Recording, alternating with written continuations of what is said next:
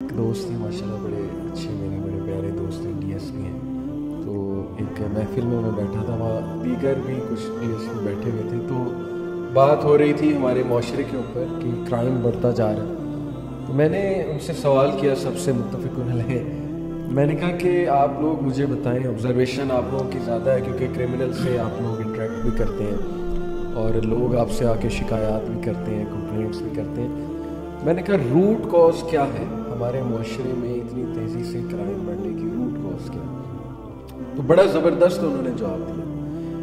انہوں نے کہا کہ ایک تو ہمارا جو فیملی سٹرکچر ویک ہوتا جا رہا ہے، بچوں کو توجہ نہیں مل رہی، یا آپس میں لڑائی جھگڑے بہت ہیں، یا ایک دوسرے کے ساتھ تلخ رویہ وغیرہ وغیرہ. دوسرا جو بڑھتی ہوئی مادہ پرستی ہے، گریڈ. اور پھر انہوں نے مثال دی جس سے میری روح کانپ گئی. انہوں نے کہا کہ میں آپ کو ایسی ایسی باتیں بتاؤں کہ ہم نے اولڈ لاہور میں ایک مرلے کا گھر، 3 منزلہ، اس پہ قتل ہوتے دیکھے. ایک مرلہ کیا ہوتا ہے عثمان؟ مطلب یہ جس اسٹوڈیو میں ہم بیٹھے شاید اس کا بھی ہاف ہے، ایک مرلہ. ایک مرلے پہ لوگ بھائی بھائی کا قتل کرنے پہ آ جاتے. پھر عشق مشوقی کے چکر میں لوگ ایک دوسرے کو مرانے پہ جو ہے وہ آ جاتے. تو کرکس ان کا یہ تھا کہ بڑھتی ہوئی مادہ پرستی اور فیملی سٹرکچر کا ویک ہونا. ابھی عثمان بھائی ریسنٹ واقعہ ہوا مری کا، کتنا افسوسناک واقعہ ہوا، جو اس چیز کی عکاسی کرتا ہے کہ ہمیں گریڈ کتنی زیادہ بڑھتی جا رہی ہے، لالچ کتنی زیادہ بڑھتی جا رہی ہے. جو بھی تھا اتھارٹیز کی نیگلیجنس تھی، یا لوگ وہاں پہنچ گئے بغیر پلاننگ کے، چلو لوگوں کو بھی تھوڑا احساس کرنا چاہیے تھا، وہ الگ ریزن اپنی جگہ موجود ہے. لیکن جو رویہ دیکھنے کو ملا عثمان، وہاں پر جو قیمتیں بڑھائی گئیں، اس سچویشن کا باقاعدہ فائدہ اٹھایا گیا بجائے کہ کچھ ہیلپ کی جاتی، ہیلپ نظر آتی. یہ ساری چیزیں دیکھ کے کبھی کبھی تو عثمان بھائی مایوسی بھی ہونے لگتی ہے کہ پتہ نہیں ہمارے بچوں کا آگے، ہمارے بچے کس طرح کے معاشرے کا حصہ بننے جا رہے ہیں، اور کیوں آخر حسد، لڑائی جھگڑا اور انا، پھر ظاہر ہے کہ جیسے میں نے بات کی کہ قتل کر دینا چھوٹی چھوٹی بات پہ، اور پھر گریڈ. کیا کرے گا انسان؟ یہ ساری چیزیں کہاں لے کر جائے گا انسان؟ کیا خیال ہے؟ ولی بھائی مری کی آپ بات کر رہے ہیں، میں تو ایک ویڈیو سن رہا تھا، اس میں بتا رہے تھے، پتہ نہیں بات صحیح ہے کہ نہیں، وہ بتا رہے تھے کہ ایک مرغی کا انڈا 500 کا یا 1000 روپے کا شاید دے رہے تھے. میں نے بھی سنا ہے. ٹھیک ہے، اس طرح کی باتیں بھی سنی ہیں، شاید آپ نے بھی سنی ہوگی. کچھ لوگ شاید برف خود پھینکتے تھے. اب دیکھیں، یہ دیکھی نہیں ہے بات، یہ سوشل میڈیا پہ ویڈیو میں بھی دیکھنے کو ملا، سننے کو ملا. تو اگر تو ایسا ہی تھا تو یہ تو بہت غلط بات ہے. تو وہ ایک بھائی مجھے کہتے 1000 روپے کا انڈا. میں نے کہا یار ہو سکتا ہے وہ چاندی کا ہو، آپ نے چیک تو نہیں کیا نا. تو یعنی انسانیت پہلے. ایک طرف ہم وہ قرآن پاک کی آیت سناتے ہیں نا کہ جس نے ایک جان کو بچایا اس نے پوری انسانیت کو بچایا. ٹھیک ہے، ایک طرف یہ ہے. دوسری طرف ایک مرلے کی جس طرح بات کر رہے ہیں، بھائی بھائی کو قتل کر دیتا، اور وہ بھائی ایک چارپائی پہ، ایک بیڈ پہ بیٹھ کے کھیلنے والے، ہاں جی، ایک برتن سے کھانے والے. بڑی محبت ہوتی ہے بھائیوں میں، بہن بھائی. اور ایک وقت آتا ہے اتنی مادہ پرستی کہ ایک مرلہ جگہ ہے اور اس کی خاطر بھائی بھائی کو قتل کر دے. یا یہ مری میں جو کچھ ہوا، میں تو یہ کہوں گا کہ یہ جو جتنے ٹورسٹ ہوتے ہیں یہ مہمان ہی علی بھائی سمجھیں گے. مہمان کے لسٹ میں جتنے دیکھیں، آپ ان سے چارج کریں، رینٹ چارج کریں، سارا کچھ ہے، لیکن پھر بھی آپ ان کو مہمان سمجھیں. وہ آپ کے پاس آئے ہیں، ہمارے پاس کوئی لاہور میں آتا ہے تو ہم اسے مہمان سمجھیں گے. ٹھیک ہے، جتنا اس کا رائٹ ہے کوئی کرنے کے بعد، جتنا تعاون ہو سکتا ہے تو ہم کریں گے. مہمان نوازی پہ ایک میرے ذہن میں حدیث آئی، اسلام کی بات کرتے ہیں، اسلام کیا اسکیچ پیش کرتا ہے مہمان نوازی کا، صلہ رحمی کا، دوسرے کو ترجیح دینے کا. یہ میں اس کی بات کرنے لگا ہوں جو سگا بھائی نہیں، صرف اسلامک بھائی، جس نے کلمہ پڑھا ہے وہ بھی آپ کا بھائی ہے. نبی صلی اللہ علیہ وسلم بیٹھے ہوئے تھے، تشریف فرما تھے، تو ایک مہمان آیا، اس نے کہا مجھے بھوک لگی، آ کے عرض کی. تو آپ صلی اللہ علیہ وسلم نے سب سے پہلے اپنے گھر میں پیغام بھیجا، تو کھانے کے لیے چیز ہے. اب سارے گھروں سے جواب آیا سوائے پانی کے کچھ نہیں تھا. اب یہاں سے تھوڑا سا یہ بھی سمجھ لگتا ہے کہ صحابہ کرام کی یعنی ترجیح کیا تھی؟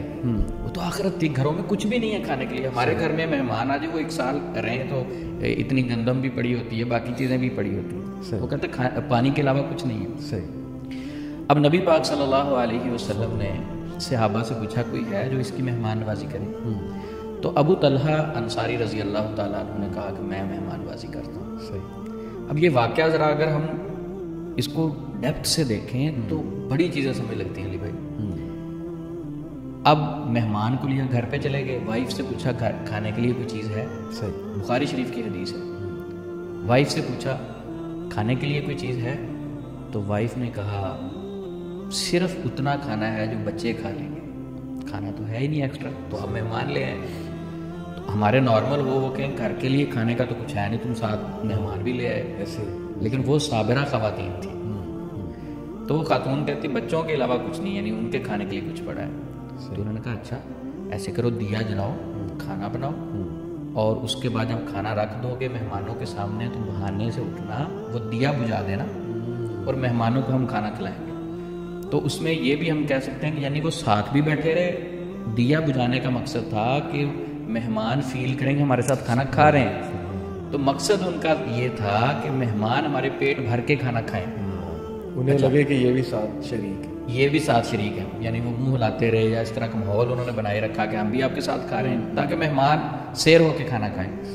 اچھا انہوں نے جب کھانا کھا لیا تو یہ سارا منظر اللہ رب العزت دیکھ رہے تھے. تو قرآن پاک میں وحی نازل ہوگی نبی پاک پر. وہی کیا ہے, اللہ رب العزت نے وہی نازل فرمائی وَيُؤْثِرُونَ عَلَىٰ أَنفُسِهِمْ وَلَوْ كَانَ بِهِمْ خَصَاصَةٌ وَمَن يُوقَ شُحَّ نَفْسِهِ فَأُولَٰئِكَ هُمُ الْمُفْلِحُونَ. سبحان اللہ. وَيُؤْثِرُونَ عَلَىٰ أَنفُسِهِمْ وَلَوْ كَانَ بِهِمْ خَصَاصَةٌ. یعنی اس میں کہا گیا کہ وہ لوگ کیا ہی وہ لوگ ہیں کہ اپنی ان کی ضرورت ہوتی لیکن دوسروں کو اپنے اوپر ترجیح دیتے ہیں. دوسرے لوگوں کو جو ترجیح دیتے ہیں اپنے اوپر, کیا ہی وہ لوگ ہیں. یعنی اللہ بھی مسکرا پڑے. نبی پاک نے فرمایا اللہ رب العزت مسکرا پڑے یہ آپ کا عمل دیکھ کے. اور اس کے بعد اللہ رب العزت نے فرمایا وَمَن يُوقَ شُحَّ نَفْسِهِ, جو اپنے نفس کی بخیلی سے بچا لیا گیا وہ شخص ہیں کامیاب. وَمَن يُوقَ شُحَّ نَفْسِهِ فَأُولَٰئِكَ هُمُ الْمُفْلِحُونَ. یہ ہیں فلاح پانے والے لوگ.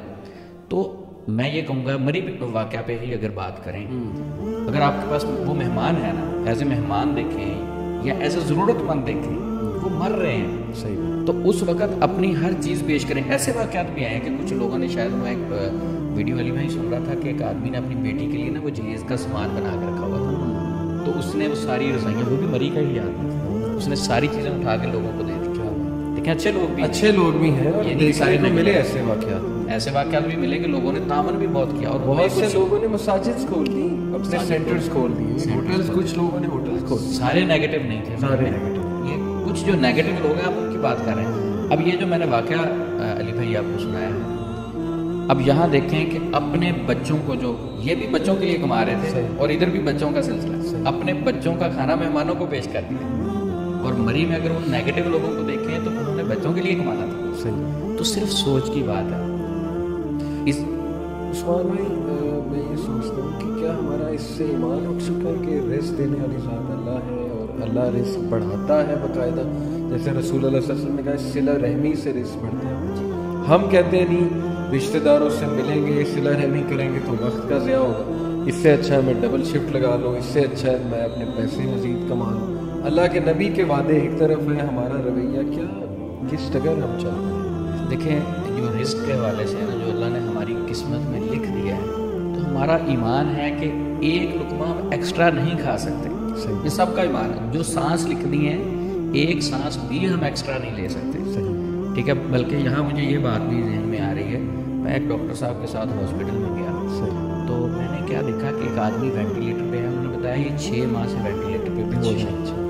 لیکن حیرانگی کی بات تھی کہ اس کے پیٹ کے اوپر ایک نالی لگی ہوئی تھی خوراک کی. میں نے ڈاکٹر صاحب کو کہا کہ دیکھیں میں جو جس انداز سے دیکھ رہا ہوں نا, یہ بندہ 6 ماہ سے وینٹیلیٹر پہ ہے, اور ڈاکٹر صاحب کہہ رہے تھے کہ ہمارے نزدیک یہ ڈیڈ ہے, یہ فیملی کے کہنے پہ رکھا ہوا. اچھا, جو اس کے پیٹ میں دنیا والے زبردستی وہ خوراک انجیکٹ کر رہے تھے, میرا بلیو یہ تھا کہ ابھی اس کا اس دنیا میں خوراک پڑی ہوئی تھی. یہ وہ بول نہیں سکتا, مانگ نہیں سکتا, دنیا والے پھر بھی اس کے پیٹ میں انجیکٹ کر رہے ہیں. یعنی ایک بھی لقمہ جو ہماری قسمت میں لکھ دیا گیا ہے تو ہم نے کھا کے جانا ہے. اب وینٹیلیٹر پہ کوئی شخص ہے تو اس کے پیٹ میں دنیا والے انجیکٹ کرتے ہیں بھائی اپنی خوراک کھا کے جاؤ بھی رہتی ہے.